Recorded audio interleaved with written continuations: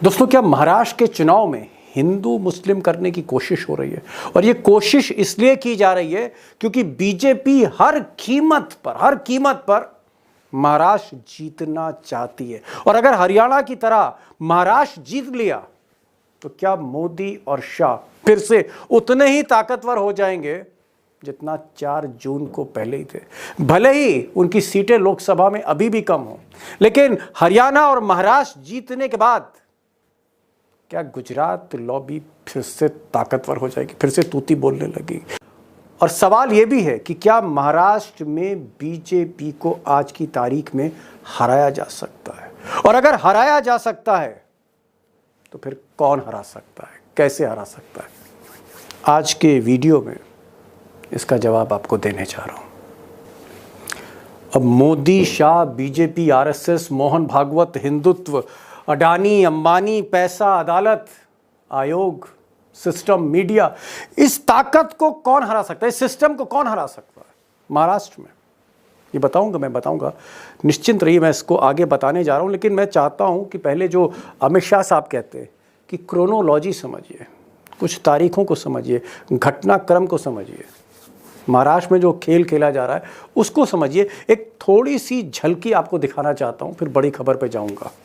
और झलकी ये है, मुझे लगता है कि पहले आप कुछ तारीखों पर नोट करिए, झलकी समझ में आएगी। पहली तारीख नोट करिए, 12 अक्टूबर, 12th of October 2024, कुछ दिन पहले, दशहरे की शाम, महाराष्ट्र के कद्दावर नेता पूर्व मंत्री बाबा सिद्दीकी की सनसनीखेज तरीके से हत्या की जाती, भीड़ के बीच में हत्या कौन करता है? इल्ज़ाम किस पर लगता है? नाम किसका आता है?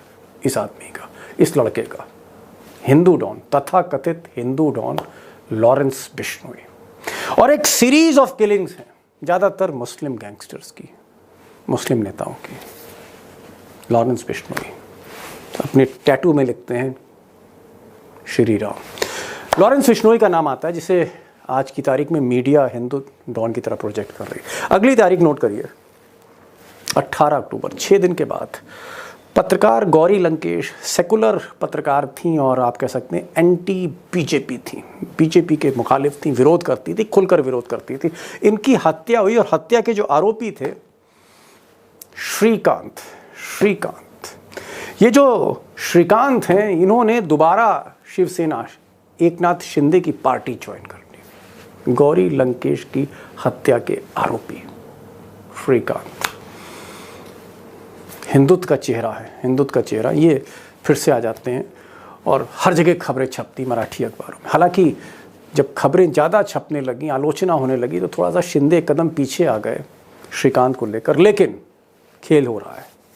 एक और तारीख नोट करिए, तारीखें बहुत हैं, आखिरी तारीख 20 अक्टूबर। 20 अक्टूबर के दिन इकोनॉमिक टाइम्स एक खबर छापता है, देश का बड़ा अखबार है बिजनेस का, खबर छापता है कि हरियाणा की तर्ज पर आरएसएस के सैकड़ों जत्थे सक्रिय हो गए महाराष्ट्र में। और आरएसएस पूरी ताकत के साथ महाराष्ट्र में डोर टू डोर कैंपेन कर रही है, हिंदुत्व। और इस क्रोनोलॉजी को अगर आप समझेंगे, ये और भी कई तारीखें जो मैं आपसे साझा कर सकता हूं, लेकिन जो 3 तारीखें मैंने दी, इससे एक चीज क्लियर होती है कि महाराष्ट्र में माहौल गर्म करने की कोशिश हो रही है, हिंदुत्व का माहौल। मुझे लगता है खेल आप समझ रहे होंगे कि महाराष्ट्र को कैसे जीतना है। और ये जो हिंदुत्व का जो अंडर करंट है, इसको क्या कांग्रेस इसकी काट कर सकती है? क्या शरद पवार काट कर सकते हैं? क्या शिवसेना कर सकती है? क्या बाला साहब का लड़का उद्धव ठाकरे काट कर सकता है? ये जो हिंदुत्व है, जिसका नशा झोंका जा रहा है, ये जो लॉरेंस की बंदूक है और ये जो श्रीकांत के तेवर हैं पैतरे, इसकी काट कौन कर सकता है? क्या राहुल गांधी कर सकते हैं? क्या कन्हैया कुमार कर सकते हैं? इमरान प्रतापगढ़ी कर सकते हैं? क्या फिर पृथ्वीराज चौहान कर सकते हैं? कांग्रेस का कोई नेता नाना पटोले कर सकता है? क्या सुप्रिया सुले कर सकते? इसकी काट कौन कर सकता है? इसको डाइल्यूट कौन कर सकता है? इस छल का जवाब किस छल से दिया जा सकता है? एक्सपर्ट को सुनिए। और एक्सपर्ट्स का कहना है कि वो कार्ड है राहुल गांधी के पास, वो ट्रम्प कार्ड है, उसको सिर्फ चलना है। और उस ट्रम्प कार्ड का नाम है उद्धव ठाकरे, बाला साहब ठाकरे के पुत्र उद्धव ठाकरे। उनको ये पहले डिसाइड करना है प्रायोरिटी क्या है। क्या प्रायोरिटी बीजेपी को हराना है, बीजेपी लेड अलायंस को हराना है, या प्रायोरिटी ये है कि अपनी अपनी संख्या जो है बढ़ानी है सीटों की। सबसे ये कोई नहीं डिनाई कर सकता कि वो सबसे बड़ी पार्टी बन के आई है, लेकिन ये भी नहीं डिनाई की जा सकती कि किया जा सकता कि उद्धव ठाकरे को इंडिविजुअली सब लोग, ज्यादातर लोग जो महाविकास अघाड़ी के वोटर हैं वो पसंद करते हैं chief ministerial candidate. Congress party क्यों नहीं कर सकती जो बीजेपी ने बिहार में किया, ज्यादा संख्या के एमएलए होते हुए उसके बावजूद भी उन्होंने नीतीश कुमार को चीफ मिनिस्टर बनाया। तो यहाँ पे क्यों इस बात पे अड़े हुए हैं वो लोग हैं कि नहीं हम किसी को प्रोजेक्ट नहीं करेंगे और हमारा ही होना चाहिए। उद्धव ठाकरे को क्यों नहीं करते वो लोग प्रोजेक्ट? अब ये जो आप जिनकी बात सुन रहे थे उनका नाम है जावेद अंसारी। जावेद अंसारी इस मुल्क के आप कह सकते हैं कि ना सिर्फ ज़हीन अखबार नवीस हैं बल्कि 40-45 साल का तजुर्बा है नेशनल पॉलिटिक्स को कवर करने का। 40 साल से लगातार चुनाव कवर कर रहे हैं और कांग्रेस के एक्सपर्ट हैं जावेद अंसारी।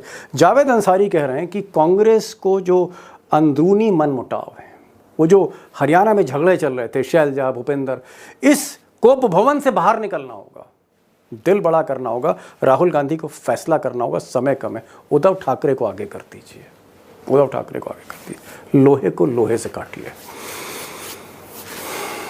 अब इसके तीन फायदे हैं कि उद्धव ठाकरे को अगर प्रोजेक्ट किया जाएगा, स्ट्रैटेजिक थिंकिंग की बात कर रहा हूँ, उद्धव ठाकरे को प्रोजेक्ट करने से फायदे क्या? 3 फायदे हैं। नंबर 1, ये जो आरएसएस और बीजेपी मिलकर, और आज की तारीख में गैंगस्टर्स और हत्या के आरोपी भी, ये जो हिंदुत्व का जो आप कह सकते हैं एक अंडर करंट पूरे महाराष्ट्र को उसमें झोंक रहे, अंडर करंट व्हाट्सएप यूनिवर्सिटी के जरिए, लॉरेंस बिश्नोई के जरिए, और भी बहुत से फैक्टर्स हैं, मैं उससे डिटेल में नहीं जाना चाहता। इसको जो डाइल्यूट कर सकता है, इस आग में जो पानी का काम कर सकता है, वो उद्धव ठाकरे, बाला साहब ठाकरे के लड़के, ओरिजिनल शिवसेना कर सकती, जो आज की तारीख में महाविकास अघाड़ी के प्रमुख हैं। अगर इनको आगे कर दिया जाए, चीफ मिनिस्टर का चेहरा बना दिया जाए, तो चीज़ें हो सकती हैं। दूसरी चीज़, एक और फायदा है उद्धव ठाकरे का, फायदा यह है कि ये जो मराठी अस्मिता है उसको कहीं ना कहीं उसका प्रतिनिधित्व करते हैं उद्धव ठाकरे। मराठी सेंटिमेंट्स, ये जो आंदोलन आरक्षण का चल रहा है, और भी बहुत सी फीलिंग्स हैं, ही कैन काउंटर। और शिंदे का ये जो झूठा चेहरा है उसको भी बेनकाब यही आदमी कर सकता है। वो शिंदे जो चीफ मिनिस्टर है, उस छल को भी छेद कर सकता है ये शख्स, मराठी अस्मिता। और तीसरा फैक्टर, जिस तरह से उद्धव ठाकरे और शरद पवार और कांग्रेस की जो सरकार थी महाविकास अघाड़ी की, जिस तरह से इस सरकार को ईडी इनकम टैक्स के जरिए इस सरकार को तोड़ा गया, बगावत पैदा की गई, पैसे चले, खोखे चले, खेल हुआ, नंगा नाच हुआ, जिस पर सुप्रीम कोर्ट ने भी कहा कि गवर्नर दोषी हैं, संविधान ताक पर रखकर इस सरकार गिराई गई, उसका इंपैक्ट पड़ा मराठी मानुष पर। और आज भी सिंपैथी उद्धव ठाकरे के साथ है, उद्धव ठाकरे के साथ। तो वो जो सिंपैथी फैक्टर है वो भी गेन होगा। और प्लस कांग्रेस की मजबूत टीम है, राहुल गांधी हैं, फिर नाना पटोले भी हैं, फिर पृथ्वीराज चौहान भी हैं, फिर शरद पवार जैसा छत्रप नेता भी है, फिर तो बारात चल पड़ेगी। ऐसा मैं नहीं कह रहा हूँ, ये मानना जावेद अंसारी साहब का है, one of the senior most journalist right now, Congress के एक्सपर्ट। अब दोस्तों एक बात मैं कहना चाह रहा हूँ कि हरियाणा एक जीती हुई बाजी थी, चाहे एग्जिट पोल हो, चाहे ओपिनियन पोल्स हों, चाहे बीजेपी का सर्वे हो, जहाँ मोदी ने मैदान छोड़ दिया, 48 घंटे पहले। अमित शाह अहमदाबाद चले गए हरियाणा से चुनाव छोड़कर। अगर इस तरह के हालात थे और फिर भी एक हारी हुई बाजी को जीत लिया मोदी और शाह ने, तो महाराष्ट्र में भी कुछ ऐसा वो कर सकते हैं। अंडरमाइन मत करिए, अंडर एस्टिमेट मत करिए। और इसीलिए फैसला करना होगा कांग्रेस को कि क्या घरेलू डोमेस्टिक इश्यूज में फंसना है, क्या किसी शैलजा, किसी भूपेंद्र, किसी दीपेंद्र, किसी मनिंदर, किसी हुड्डा, क्या इनकी बातों में आके खेल को बिगाड़ देना है, या फिर स्ट्रैटेजिक थिंकिंग करनी है, रणनीति करनी है, कूटनीति चलना होगा। ये डिसीजन तो फिर मल्लिकार्जुन खड़गे और राहुल गांधी को लेना है। हमें तो जो जावेद अंसारी साहब ने बताया और एक्सपर्ट्स ने बताया वो मैं आपके सामने बात रख रहा हूँ। फैसला ये कांग्रेस को करना, और लेकिन कांग्रेस को एक बात याद रखनी होगी कि ये बाजी भी अगर हारे जीती हुई तो फिर मोमेंटम मोदी का ही बनेगा। मोदी उसी स्थिति में लौटेंगे जहां 4 जून से पहले खड़े थे, भले ही लोकसभा में सीटें कम हो। मुझे लगता है कि आज का प्रोग्राम आखिर तक देखिएगा। 3 खास मेहमान हैं, तीनों ही खिलाड़ी हैं, महारथी हैं। जावेद अंसारी तो होंगे, इंडिया टुडे द हिंदू के पॉलिटिकल एडिटर, और साथ में अनुराग चतुर्वेदी जी हैं। अनुराग चतुर्वेदी जी मुंबई के हैं, मुंबई में 45 बरसों से पत्रकारिता कर रहे हैं, बहुत लंबा करियर है। उमाकांत लखेड़ा साहब भी हैं, महाराष्ट्र की पॉलिटिक्स को समझते हैं। इन तीनों महारथियों को सुनिए, आप तय करिए क्या करना चाहिए मिस्टर गांधी को। मेरा पहला सवाल उमाकांत लखेड़ा जी आपसे ही है। लखेड़ा साहब, जिस तरह से हम देख रहे हैं कि लॉरेंस बिश्नोई ठीक चुनाव से पहले दस्तक देता है, और ये दस्तक गोलियों की है, बंदूक की है, और एक बहुत बड़ी पॉलिटिकल किलिंग होती है बाबा सिद्दीकी की, और एक कोहराम मच जाता है, दहशत मच जाती है पूरे पॉलिटिकल क्लास में बॉलीवुड। उसके बाद हम देखते हैं एक दूसरा डेवलपमेंट होता है, गौरी लंकेश का जो है श्रीकांत, एक सांप्रदायिक रंग चढ़ा हुआ है हिंदू मुस्लिम राजनीति का, वो एकनाथ शिंदे की पार्टी को ज्वाइन करता है। और आज इकोनॉमिक टाइम्स की जो खबर है, लीड स्टोरी है, जिसमें कहा गया है कि आरएसएस हिंदुत्व को एक नए स्केल पर ले जाना चाह रहा है महाराष्ट्र में, जिस तरह से उसने मदद हरियाणा में करी बीजेपी की। ये जो अंडर करंट, ये जो हिंदू मुस्लिम है, अचानक हम देख रहे हैं, इसमें उफान क्यों लाया जा रहा है, इसमें उबाल क्यों लाया जा रहा है? बीजेपी उबाल क्यों लेके आना चाह रही है हिंदू मुस्लिम का महाराष्ट्र में? देखिए दीपक जी, एक बात बता दूं मैं आपको कि ये बीजेपी का एक काम करने का एक तरीका है, आरएसएस का काम करने का एक तरीका है, इसमें आश्चर्य नहीं होना चाहिए। और महाराष्ट्र भी एक बहुत बड़ी लेबोरेटरी है आरएसएस को, हिंदुत्व की। नागपुर वही है जहां महाराष्ट्र में चुनाव होने जा रहे हैं, अगले महीने चुनाव होंगे, तो ये उसकी तैयारी है। और देखिए आप क्योंकि आप बाकी चीज तो आपने एक सरकार गिराई, एक इलेक्टेड गवर्नमेंट गिराई, फिर डकैती डाल करके फिर आपने एक पॉपेट गवर्नमेंट बनाई, शिंदे को तोड़ा। तो आपको विकास के लिए तो कोई विकास के बारे में लोग पूछेंगे कि आपने क्या विकास किया, तो बताने को तो कुछ आपके पास है नहीं। तो आप थोड़ा सा ये डाइवर्जन प्रैक्टिस कीजिए और उसकी स्क्रिप्ट लिखिए। बाबा सिद्दीकी की जो हत्या हुई है, वो सीधा जिस दिन हत्या हुई थी उसी दिन मैंने आपके प्रोग्राम में कहा था कि ये चुनाव के से इसका कनेक्शन है। तो इसलिए हिंदुत्व की चाशनी में डुबकी लगा करके ये बैतरणी पार कराओ, ये इनका एजेंडे का पार्ट है और उसी पे वो आगे बढ़ रहे हैं। जी जी जी जी जी जी जावेद भाई, क्या वाकई मोदी जी का रिपोर्ट कार्ड जीरो आपको लगता है कि रिपोर्ट कार्ड का जिक्र नहीं करना चाहते और चाहते हैं कि लॉरेंस बिश्नोई या किसी श्रीकांत को आगे कर दे, या आरएसएस की पूरी बैटरी को झोंक दे और हिंदू मुस्लिम हो जाए किसी तरह से और ये चुनाव निकल जाए? नहीं, ये सिर्फ एक मुद्दा नहीं है कि सिर्फ हिंदू मुस्लिम हो जाए तो उसके बिना पे जीत जाएंगे। सबसे पहले तो ये समझिए कि क्यों इलेक्शन डिले हुए। जो पार्टी वन नेशन वन पोल का ढिंडोरा पीटती है, वो 3 स्टेट इलेक्शन तीनों साथ क्यों नहीं कराए? इसलिए नहीं कराए कि इन्होंने जो लास्ट मिनट पे पॉपुलर स्कीम्स चालू की हैं, जैसे लाडली बहना, ये सब, इसका पहला ट्रांच पहुंच गया लोगों के खातों में।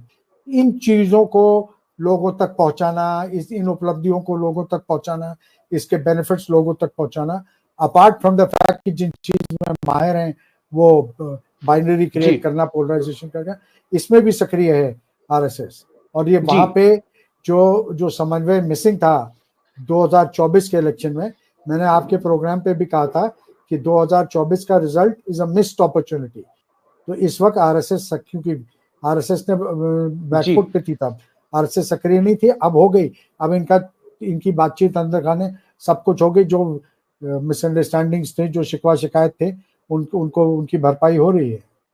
तो आरएसएस के इन्वॉल्वमेंट को सिर्फ कि वो हिंदू मुस्लिम कराने के लिए वहां गए, उसके लिए तो बीजेपी ही सक्षम है। वो और भी वो उनकी इलेक्टोरल मशीनरी को लोगों समझ रहा हूं। जावेद भाई का ये कहना है कि सिर्फ एक फ्रंट पे, सिर्फ हिंदू मुस्लिम, लॉरेंस बिश्नोई या श्रीकांत हिंदू मुस्लिम के जो नए आइकॉन हैं, सांप्रदायिक आप कह सकते हैं रंग रंगने के, उसके अलावा भी कई मुद्दे हैं, जैसे फ्रीबीज हैं, मुफ्त योजनाएं हैं, चाहे वो बर्तन मुफ्त में बांटने की योजना हो या फिर वो लाडली बहना योजना हो जहां पर महिलाओं के खाते में पैसे जा रहे हैं। एक किस्त जा चुकी है, दूसरी किस्त की तैयारी है, इसलिए इस चुनाव को डिले भी किया गया। यानी कई फ्रंट पर, सिर्फ हिंदू मुस्लिम नहीं, बाकी फ्रंट पर भी बीजेपी जो है वो एक तरह से लड़ रही है इस चुनाव को, कई फ्रंट्स पर, कई मोर्चे पर लड़ रही है, ये वो कहना चाहते हैं। हाँ, वो ये मानते हैं जावेद साहब कि हिंदू मुस्लिम भी एक फैक्टर है। अनुराग जी, क्या आपको लगता है कि ये जो पॉलिटिकल किलिंग बाबा सिद्दीकी की हुई, इससे एक कम्युनल टेंशन है मुंबई में, एक अंडर करंट है, ऐसा आपको लगता है? मुझे एकदम नहीं लगता कि बाबा सिद्दीकी कोई मेजर पॉलिटिकल इशू बन पाएगा। न तो भारतीय जनता पार्टी की एक और टैक्टिस है, देखिए, कि वो जो थोड़े इशू पैदा करती है और फिर उसको छोड़ के दूसरों पे लग जाती है। ऐसी स्थिति में मुझे ऐसा लग रहा है कि असली जो मुद्दा है, एकनाथ शिंदे ने महाराष्ट्र का खजाना खाली कर दिया है, और इस खजाना खाली करने में अब ये भी शक प्रकट किया जा रहा है कि दिसंबर में जब चुनाव हो जाएंगे के परिणाम आ जाएंगे तो महाराष्ट्र के कर्मचारियों को तनख्वाह कैसे मिलेगी, क्योंकि ये सारा खजाना खाली, ये जो जिस तरीके से पैसे बांटे गए हैं, जिस तरीके से सड़कों के लिए सबसे बड़ी बात जो की गई है कि जो सड़कों के ठेके दिए गए हैं उनके पहले एडवांस पैसे दे दिए गए हैं, जिससे कि ठेकेदार जो है वो इनको चुनाव में मदद कर सके। जैसे इलेक्टोरल फंड होते थे, इलेक्टोरल फंड में आपको धमकी दी जाती थी कि अगर आपने ये काम नहीं किया और उनको ईडी भेजा जाता था, ये होता था।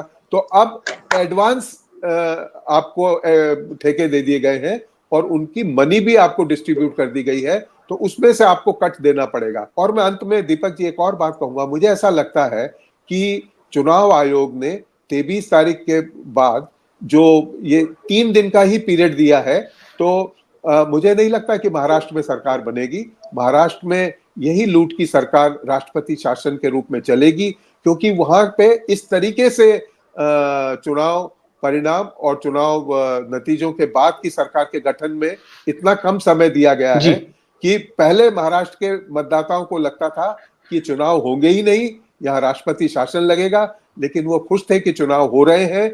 लेकिन चुनाव जो हो रहे हैं ये बड़े ही अनिश्चित वातावरण में हो रहे हैं, जबकि हमारा महाराष्ट्र का खजाना एकदम खाली हो चुका है। एक बड़ी बात, एक बड़ा ध्यान जो है इन्होंने खींचा है।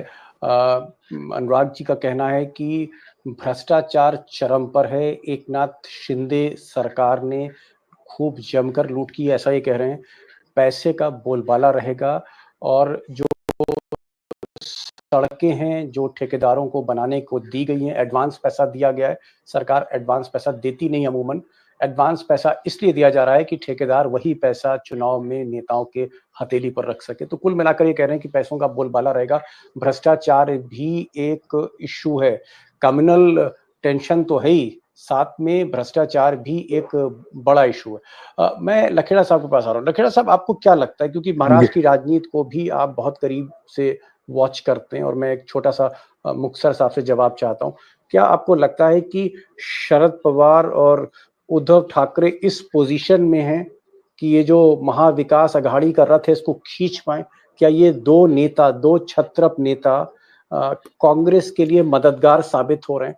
और आपको लगता है कि शरद पवार और उद्धव ठाकरे और राहुल गांधी तीनों मिलकर जोर लगाकर कहीं ना कहीं गुजरात लॉबी को हरा सकते हैं? क्या शरद पवार, उद्धव ठाकरे एक डिसाइडिंग फैक्टर हैं? देखिए दीपक जी, ऐसा है कि महाराष्ट्र में एक बात बहुत स्पष्ट है, और चतुर्वेदी साहब भी इस बात को जानते होंगे अच्छी तरह, कि जो फुट सोल्जर्स हैं, फुट सोल्जर्स उद्धव ठाकरे के पास और शरद पवार के पास अपने अपने क्षेत्रों में कोई कम नहीं है। कांग्रेस का भी एक बड़ा जनाधार है, मजबूत जनाधार है। कांग्रेस को एक सीट थी 2019 में, और अब उनको कितनी सीटें मिली? इतनी सीटें उनको मिली हैं कि लोग आश्चर्य। बीजेपी जी, तो 13 सीटें मिलना, कोई जब जिसको एक सीट थी 2019 में, अब 13 मिलना बहुत बड़ी बात है। भाजपा तो 9 पे। तो मेरा ये कहने का मतलब ये है कि तीनों जो है, शरद पवार के साथ भी वर्कर बहुत स्ट्रांग है, वर्क फोर्स बड़ी स्ट्रांग है। उद्धव ठाकरे के पास तो है ही, उनकी जो रैली हुई ऐतिहासिक दशहरा मैदान की जो रैली हुई, लोगों का कहना है कि इतनी रैली, मतलब जो एकीकृत शिवसेना थी, जब टुकड़े भी नहीं हुए थे, तो इतनी रैली बाला साहब ठाकरे के जमाने में हुआ करती थी। तो वो ये सब चीजें बताती है कि ये एक आंधी है, एक अंडर करंट है एमबीए का। और जी मुझे ऐसा लगता है कि कांग्रेस और राहुल गांधी की जो पर्सनल इमेज है, और जिस तरह से उनकी जो यात्रा निकली मणिपुर से बंबई तक, उसको जो मेगा रिस्पॉन्स मिला महाराष्ट्र के जो विभिन्न क्षेत्रों में और बंबई में, तो वो बंबई के लोग एक एंटी इनकम्बेंसी को कैसे जवाब दिया जाता है वो बखूबी मुझे लगता है जानते हैं। वो कॉमर्शियल कैपिटल है, वहां रोजगार के इश्यूज हैं, वहां महंगाई के इश्यूज हैं, वहां स्ट्रॉन्ग मिडिल क्लास रहता है, फार्मर्स है वहां। तो मुझे ऐसा लग रहा है तीनों जो चीजों का जो एक कांग्रेस अकेली नहीं है, तो भारतीय जनता पार्टी को शिवसेना को हिट करना, उद्धव ठाकरे को हिट करना या शरद पवार को हिट करना इतना आसान नहीं है, जिस तरह से उन्होंने छद्म ढंग से हरियाणा में कांग्रेस को हराया था, ऐसा मैं मानता हूं जी। ओके, आपका ये कहना है कि हरियाणा में भूपेंद्र हुड्डा एक प्राइम टारगेट कांग्रेस के थे, जाट नेता, कांग्रेस के फेस सीएम, तो भूपेंद्र हुड्डा या शैलजा, कुमारी शैलजा, इनको टारगेट करना आसान था। लेकिन महाराष्ट्र में छत्रप नेता, दो आप कह सकते हैं महाराष्ट्र के बड़े फेस रीजनल पार्टी के शरद पवार और उद्धव ठाकरे, इनको ध्वस्त करना अमित शाह और मोदी के लिए आसान नहीं होगा।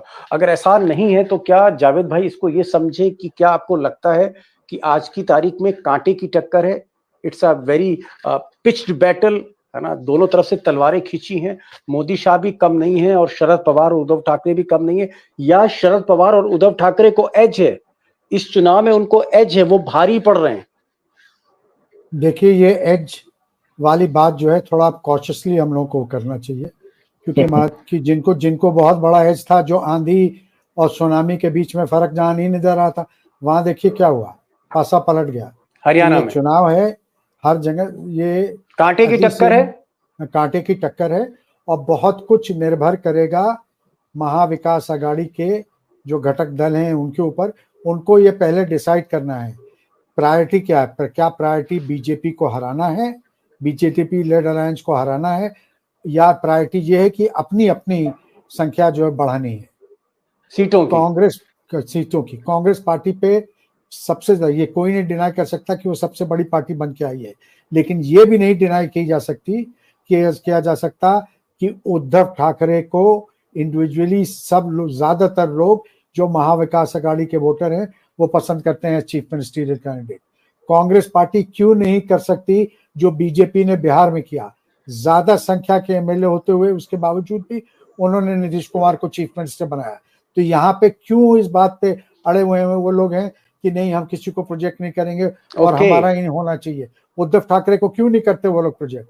उद्धव ठाकरे ने 2-2.5 साल जब सरकार में ट्रैक रिकॉर्ड था, हिंदुस्तान की बेहतरीन स्टेट गवर्नमेंट थी वो, कोविड में सबसे अच्छा ट्रैक रिकॉर्ड था, एक भी दंगा, एक भी कोई छेड़खानी, कोई बदमाशी नहीं होने दी उन्होंने अपने राज में, और न किसी का घर जलाया, न बुलडोजर, न फॉल्स एनकाउंटर, किस चीज की जरूरत नहीं पड़ी उसके बावजूद भी।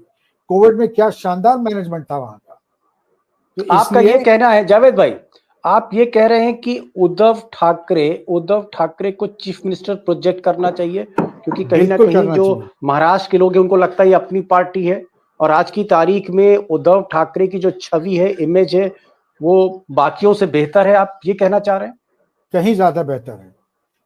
ना एनसीपी के पास, ना कांग्रेस के पास कोई ऐसा चेहरा नहीं है जो चीफ मिनिस्टर के लिए प्रोजेक्ट किया जा सके सक्सेसफुल। पृथ्वीराज चौहान है तो सब, पृथ्वीराज चौहान, नाना पटोले हैं तो सब नहीं है।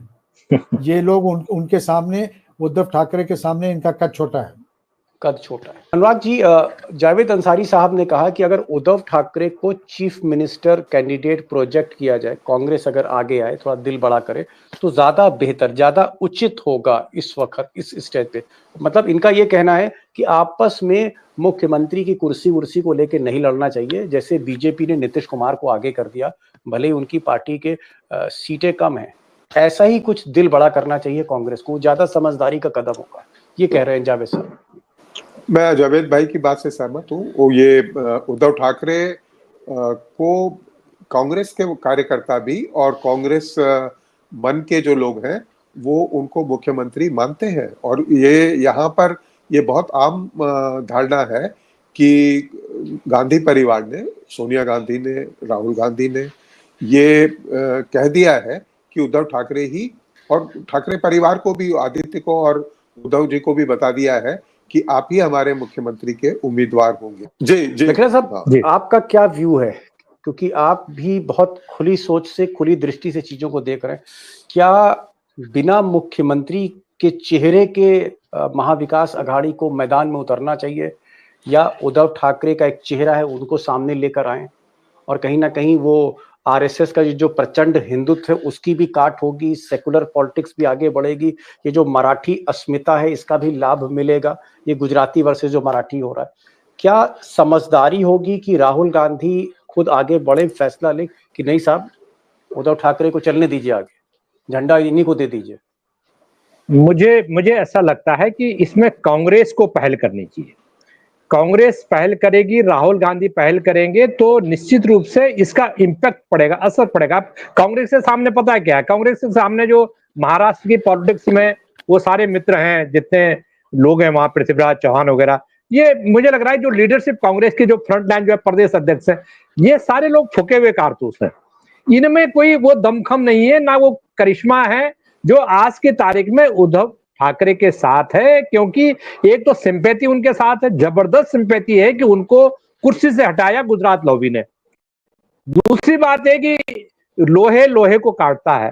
हिंदुत्व का झंडा बरदार शिवसेना, राम मंदिर आंदोलन वगैरह वगैरह में भाजपा को तो आता पता नहीं था। हमें तो पता है ना कि किस तरह से बाला साहब ठाकरे करते थे। ठीक है, मंदिर बन गया, बात खत्म हो गई। तो महाराष्ट्र के जो आर्थिक हितों के साथ जो नुकसान गुजरात लॉबी ने किया है, वहां की इंडस्ट्री को शिफ्ट कर दिया, रोजगार एक बहुत बड़ा मुद्दा, ग्रामीण क्षेत्रों में बहुत ज्यादा मुद्दा है, शहरी क्षेत्रों में भी है, लोगों की इनकम घट गई है। तो ये बड़ी समझदारी होगी महाविकास आघाड़ी के लिए कि वो सारे चीजों को नजरअंदाज करे, दरकिनार करे, ईगो हटाएं और घोषित करें कि हम उद्धव ठाकरे की लीडरशिप में चुनाव लड़ेंगे। तो मैं इस बात से पूरी तरह इत्तेफाक करता हूं। मैंने अभी पहले कहा था कि इतनी बड़ी रैली हुई उनकी, इसीलिए बोला था कि वो रैली क्या दिखाती है, वो रैली दिखाती है कि who is the leader of Maha Vikas Aghadi. तो आज की तारीख में या कल की तारीख में या एक महीने पहले उद्धव ठाकरे एक बड़े लीडर के रूप में उभरे। वो इंडिया अलायंस के हर जलसे जुलूस में फ्रंट पर हैं। उन्होंने स्वागत किया, उन्होंने अपने बेटे को स्वागत के लिए भेजा राहुल गांधी का। तो मुझे नहीं लगता कि देखिए बड़ा ये अलायंस जो है ना, बड़ा अटूट अलायंस है।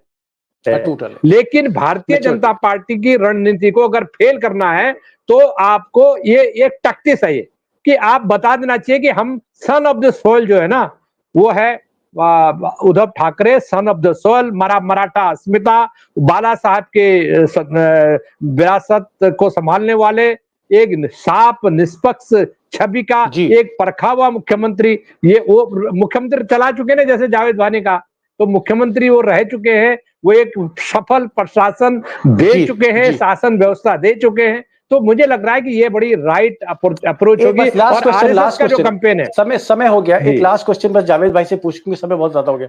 जावेद भाई, अगर राहुल गांधी पहल कर देते, मान लीजिए उद्धव ठाकरे को प्रोजेक्ट कर दिया जाता है, शरद पवार को इस पर ऐतराज हो सकता है, आपकी क्या इनपुट है? बिल्कुल नहीं। शरद पवार पहले दिन से ये वाजे कर चुके हैं कि ये हम मुख्यमंत्रीशिप की दौड़ में नहीं है हमारी पार्टी, ये कांग्रेस पार्टी और उद्धव ठाकरे की पार्टी को, शिवसेना उद्धव ठाकरे को डिसाइड करना है। वो जिसको डिसाइड करेंगे हम खुश होंगे। देखिए मौका ये आ गया है, सिर्फ ये कहना कि नहीं सारे किसी भी कीमत पे बीजेपी को हरा देंगे, ये नहीं। मौका ये आ गया है कि सब कुछ गंवा के भी अगर कुछ बचा सकती है आघाड़ी तो, और इंडिया अलायंस, तो ये करना चाहिए। सिर्फ लिप सर्विस से काम नहीं चलेगा। अब they must walk the talk. और ये करना कि कुर्बानी देंगे, जबान खर्ची में तो मुंह से बोल देने में तो कुछ नहीं जाता ना, अब करना, और नहीं होंगे तो इसके बहुत बुरे परिणाम होंगे। ऐसे ही हरियाणा के इलेक्शन के बाद मोमेंटम वापस बीजेपी के फेवर में हो गया है। और अगर महाराष्ट्र भी हार गई इंडिया अलायंस तो आप फिर समझ लीजिएगा कि 2024 के पहले जो माहौल था वही रहेगा, पॉलिटिकल माहौल जो था वही रहेगा। बड़ी बात कही जावेद अंसारी ने, कहा कि ये सिर्फ लिप सर्विस की बात नहीं है, बल्कि जो आप बोलते हैं, जो कथनी है वही करनी होनी चाहिए, वॉक द टॉक होना चाहिए। आप कुर्बानी दीजिए और कुर्बानी देकर दिखाइए। उद्धव ठाकरे को आगे कर दीजिए। ये जो कम्युनल, जो लॉरेंस बिश्नोई और श्रीकांत और दुनिया भर का ये जो हिंदू मुस्लिम है, ये सब भी डाइल्यूट होगा। मराठी और गुजराती अस्मिता वो भी आगे होगी। और जिस तरह से उद्धव ठाकरे को की पार्टी तोड़ी गई, सड़क पर लिया है बाला साहब के लड़के को, वो जो सिंपैथी है उसको भी कहीं ना कहीं आप इनकैश कर सकते, वो एम्पैथी भी आपके साथ चलेगी। और शरद पवार तैयार है। और एक और वार्निंग दी कि अगर आप इन्हीं सब झंझट में लगे रहे कि पृथ्वीराज चौहान क्या कह रहे हैं, नाना पटोले क्या कह रहे हैं, फलाना क्या कह रहा है, इस सब में अगर आप लगे और दिन बीत गए, अगर आप महाराष्ट्र हारे, तो जो मोमेंटम हरियाणा को जीतकर मोदी और शाह ने जो जिस तरह से स्थापित किया, वो मोमेंटम और बढ़ेगा और देश वहीं पर आ जाएगा जहां 4 जून से पहले था। बहुत बड़ी चीज कह दी इन्होंने कि बैक टू स्क्वायर वन, हम वापस चले जाएंगे। इसलिए सोच समझ के मिस्टर गांधी को सोचना होगा, उद्धव ठाकरे को आगे बढ़ाएं। और राजनीति हमेशा, कम से कम गुजरात लॉबी से अगर राजनीति आपको करनी है तो कूटनीति पर भी चलिए, ये जावेद अंसारी कह रहे हैं। चतुर्वेदी साहब आप आए, समय कम है, आपका फ्रीज भी हो रहा था सिग्नल, आपका बहुत बहुत शुक्रिया। लखेड़ा साहब आपका बहुत बहुत शुक्रिया। जावेद साहब आपने जो आज ये बात कही, मैं चाहूंगा कि कोई ना कोई इस बात को कांग्रेस तक पहुंचाए, कोई ना कोई आपकी बात को जो है वो शरद पवार तक पहुंचाए, उद्धव ठाकरे तक पहुंचाए। बहुत बहुत शुक्रिया। और जैसे कहते हैं तजुर्बा कहीं ना कहीं बोलता है, तजुर्बा जो है कहीं ना कहीं वो बताता है कि ये रास्ता है, और जावेद साहब ने आज वो रास्ता दिखाया। Lakhera sahab, Javed sahab, Anurag ji, thank you so much taking